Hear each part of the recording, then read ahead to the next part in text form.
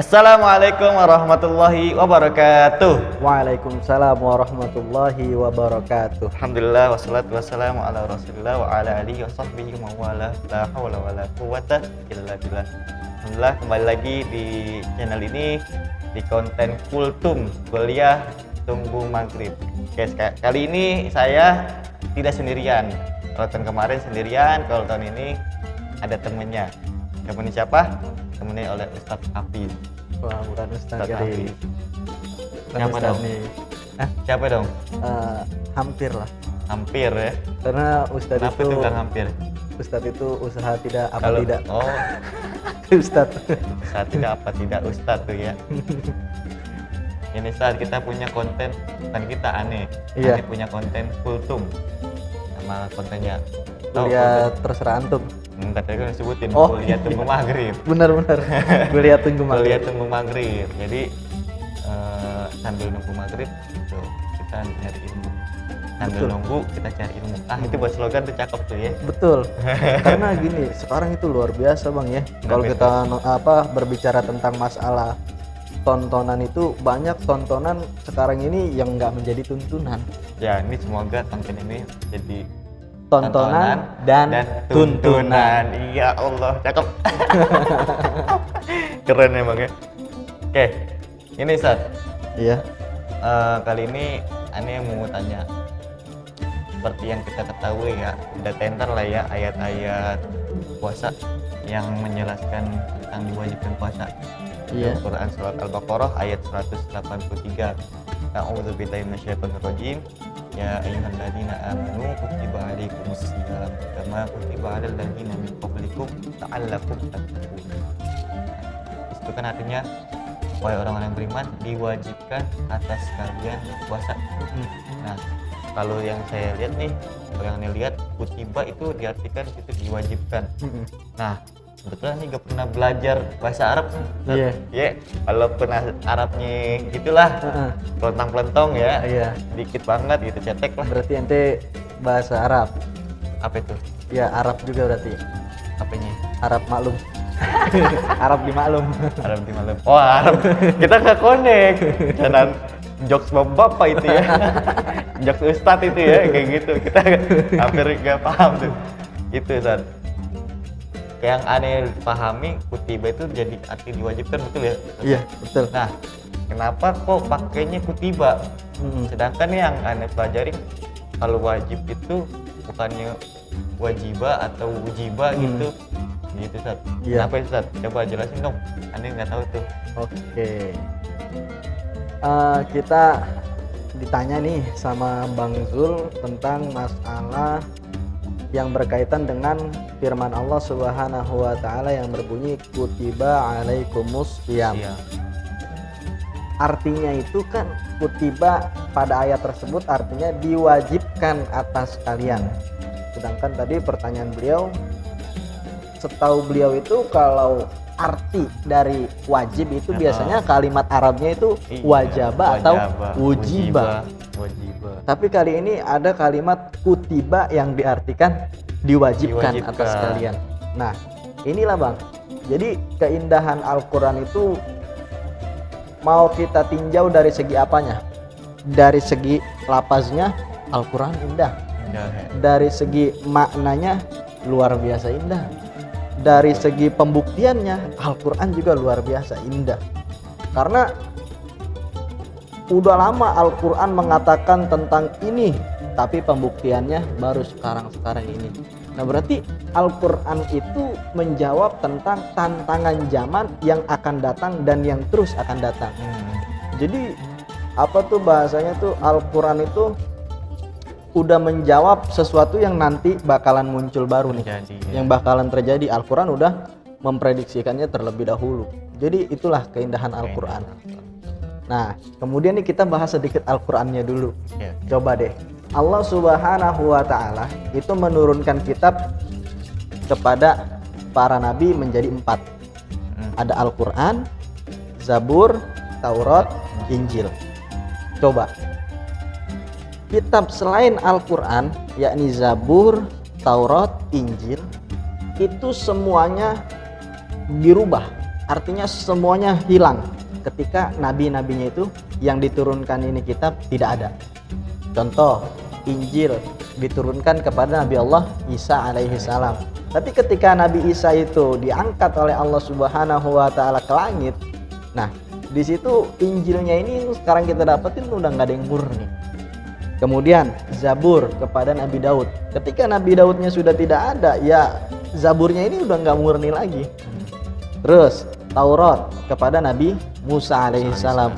Ketika Nabi Musanya udah nggak ada, ya maka Tauratnya udah nggak murni lagi. Nah, kecuali Al-Quran. Nabinya udah lama meninggalkan kita, tapi kemurnian Al-Quran tetap terjaga, tetap terus berlangsung akan kemurniannya, nggak bakalan bisa dirubah. Nah, kemudian kita masuk kepada pembahasan kita.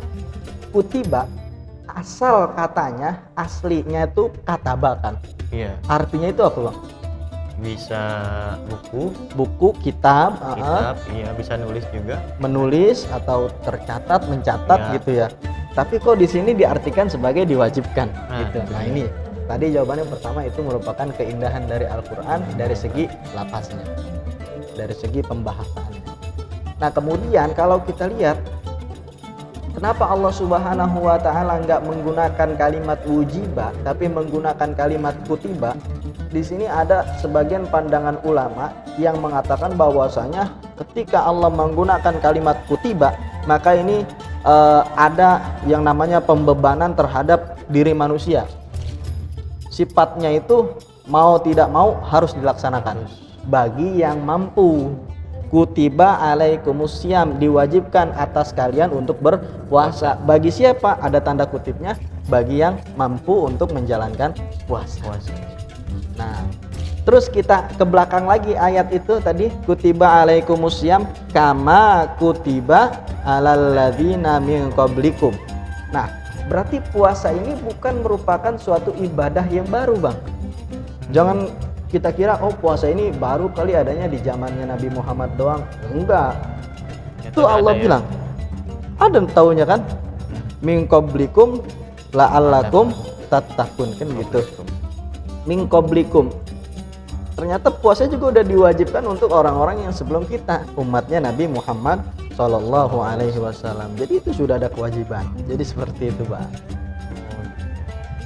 Tapi beda ya, apa sama di bulan Ramadan juga umat-umat sebelumnya. Nah, adapun puasa yang diselenggarakan oleh umat-umat terdahulu, nah itu kita tidak bisa memastikan, dalam arti kita tidak pernah tahu. Yang kita yakini bahwasanya umat-umat terdahulu itu juga diwajibkan untuk berpuasa. Gitu. Sama seperti halnya sholat. Sholat juga nggak cuma umatnya Nabi Muhammad doang, tapi sholat juga umat-umat terdahulu melaksanakan sholat. Namun pada prakteknya otomatis sudah berbeda. Gitu. Tergantung syariat nabi-nabi yang terdahulu. Ternyata itu dia kita udah membahas tentang kenapa sih dipakainya kutiba bukan wujiba, bukan wajiba. Ternyata indah banget ya luar biasa Al-Quran. Dan puasa juga banyak kelebihan saat ya. Betul. Apa itu kelebihannya? Nah, puasa itu tidak seperti ibadah-ibadah yang lain. Beda. Kenapa saya bilang beda? Karena contoh, sholat itu bisa dilaksanakan secara individual, secara sendiri atau secara berjamaah. Nah, kemudian kita udah sama-sama tahu nih, pahala melaksanakan sholat secara sendiri dan juga pahala melaksanakan sholat secara berjamaah. Lalu melaksanakan sholat secara berjamaah tentunya lebih besar dong. Berapa? 23, ada yang bilang 23, ada yang bilang 27. Nah, itu kan udah macam-macam. Artinya bisa dikalkulasikan begitu.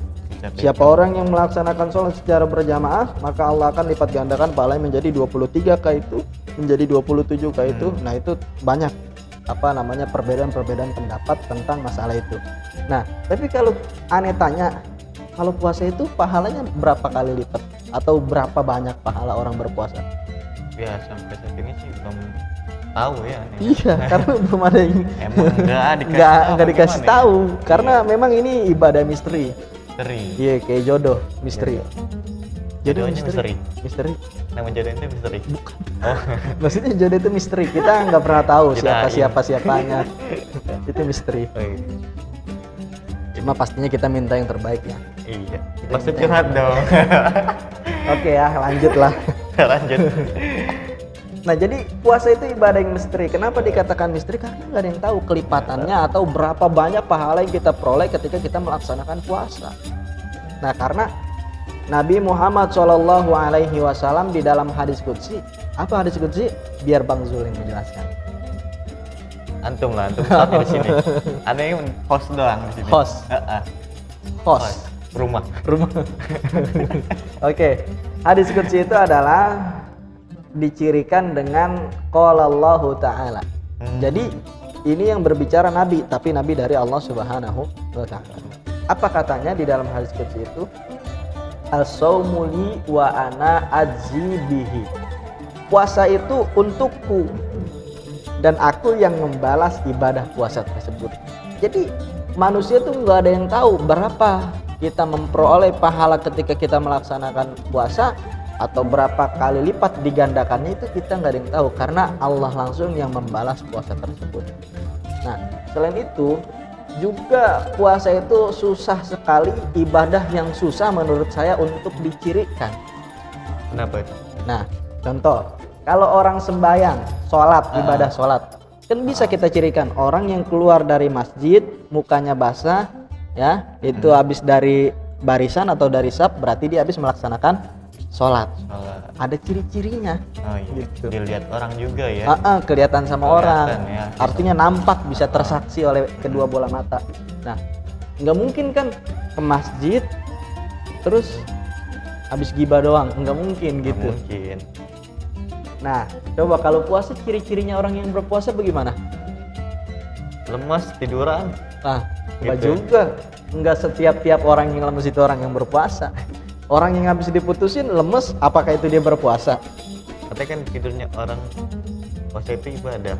Iya betul, Ya, berarti tidurnya orang tandanya berpuasa. tidur aja gitu. Enggak, cirinya gitu, cirinya lemes kan tadi Ya, kata ente. cirinya kebanyakan tidur apa gimana gitu. Oh, kebanyakan tidur ya, itu mah antara nggak punya apa, terlalu banyak mimpi kali yang ingin disambung biar berepisode-episode gitu kan. Mimpinya indah kali ya.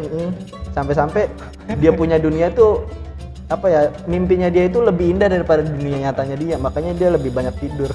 Lebih baik hidup di mimpi daripada di nyata. Iya. Kebanyakan disakitin Iya. ente.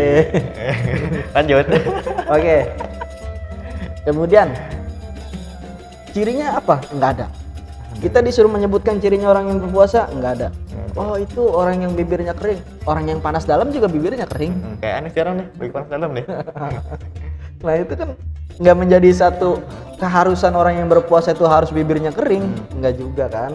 Nggak menjadi satu keharusan orang yang berpuasa itu mesti lemes tubuhnya, enggak juga. Orang yang belum makan karena mungkin bokeh lemes dia. Lemes. Apa dia disebut sebagai orang yang berpuasa? Kan enggak. Nah, makanya itu banyak sekali mungkin ya kita dapati kalau di bulan puasa itu orang dari rumah bilang sama keluarganya atau sahur bareng bersama keluarganya, tapi nanti ketika jalan ke tempat kerja atau ke kantornya atau ke sekolahnya, itu dia bawa motor tuh kayak motornya itu rusak gitu, nggak bisa lurus, maunya belok aja belok gitu. Hamster rusak kayak Homesteadnya rusak, iya, udah susah, mau dilempengin masih mau belok aja. Keluar tiba-tiba. Wah, tiba-tiba. Nah, terus ntar pas dia pulang lagi, balik lagi ke rumah, kan dia lemes-lemesin. Dia ngaku, alhamdulillah, aneh puasa. Iya, padahal puasa enggak, orang dia udah minum es teh manis sampai 3. Nah, itu dia. Siapa? Itu siapa tadi? Ya, orang sono lah. Gitu. Jauh. Nah, makanya itu puasa itu ibadah yang tidak bisa dicirikan. Jadi nggak selamanya orang yang lemes itu dikatakan orang yang berpuasa. Makanya itu luar biasa. Itulah keistimewaan berpuasa, puasa sama ibadah-ibadah yang lain. Perbedaannya sih. Perbedaannya sih, Masya Allah.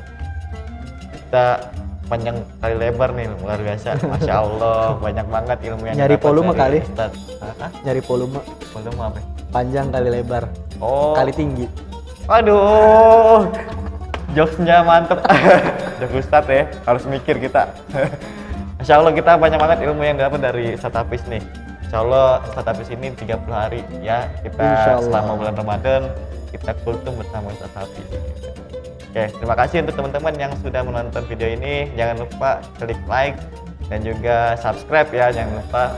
Dan kalau ada pertanyaan silakan teman-teman taruh di komentar ya. Insya Allah nanti dibahas, Insya Allah. dijawab oleh Ustaz Hafiz gitu ya. Insyaallah. Oke, kembali lagi salah. Oke, sampai jumpa kembali di episode berikutnya di Kultum Kuliah Tunggu Maghrib sambil nunggu kita cari Ilmu. Assalamualaikum warahmatullahi wabarakatuh. Waalaikumsalam warahmatullahi wabarakatuh.